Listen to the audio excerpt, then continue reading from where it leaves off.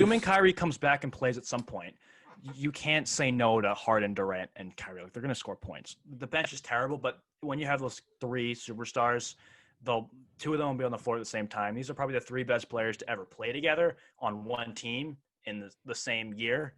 But, like, I don't know if it'll be a good trio. There's a whole other aspect for it to be a trio.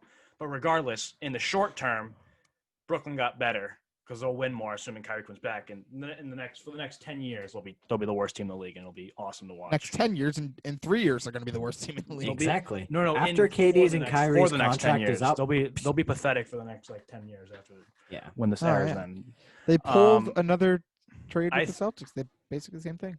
I think that Indiana got rid of expiring contract Oladipo, so LeVert he'll have some job security, or they'll have some contract security with Oladipo, and they got a second round pick. Like, people don't care about a second round pick. Houston added a gaggle of players and a gaggle more picks, so Houston's set for life. But more importantly, they got rid of Harden. That is the number one that's thing. The win. Harden was going to, Exactly. Houston shaved themselves like 5 years of rebuilding by getting rid of Harden. He was going to walk in free agency, and instead Houston trades him for 4 first-round picks. Awful job 4 by pick Brooklyn. swaps. Four so first-round. bad. They got 4 So first-round bad. picks for James Harden. They just completely eliminated 4 or 5 years of rebuilding. They huge shortcut. That was a perfect move by Houston. And by the way, I think they could still win with Oladipo, Wall, and Cousins. I mean, whether they do or not it's up to them. But Harden's a cancer. They'll spread the ball more chemistry.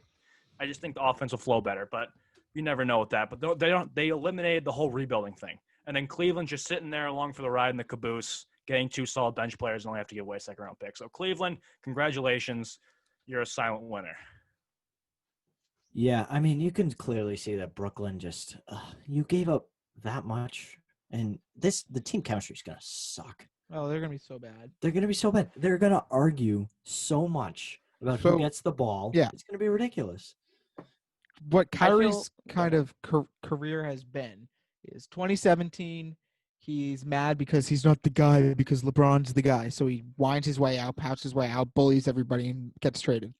Then Boston happens. He comes to Boston. He is the guy, but then he gets hurt.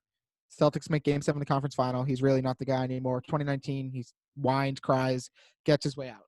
Goes to Brooklyn, recruits KD, realizes that was a stupid idea because, whoa, you're not the guy, Kyrie, and leaves because he's not the guy and gets all mad, so he doesn't show up. And then they get another guy who's better than him, and now he's not the guy or the other guy. He's just, he's a third option. He's a dude. Yes, There's exactly. too much attitude on the team. He's a mental head. And Cleveland just basically was given Jarrett Allen. Like, they're just seriously. like, oh, sweet, thanks. Yeah, I Good had for Cleveland.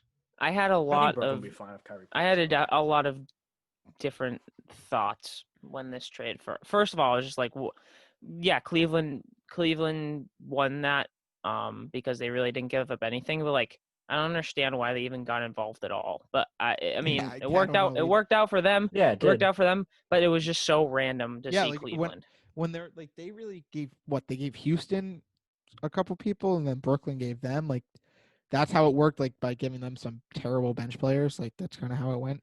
Second of all, I hope as a Celtics fan, Danny Ainge pulls the trigger and trades for Oladipo. I guess that's not really pulling the trigger because Oladipo probably won't be that hard to trade for. It'd probably be this year's pick, Langford, and like, I don't know, maybe another pick down the road, if that, with the trade of exception, because I want Oladipo to be on the Celtics, and that has been rumored. So I would love that.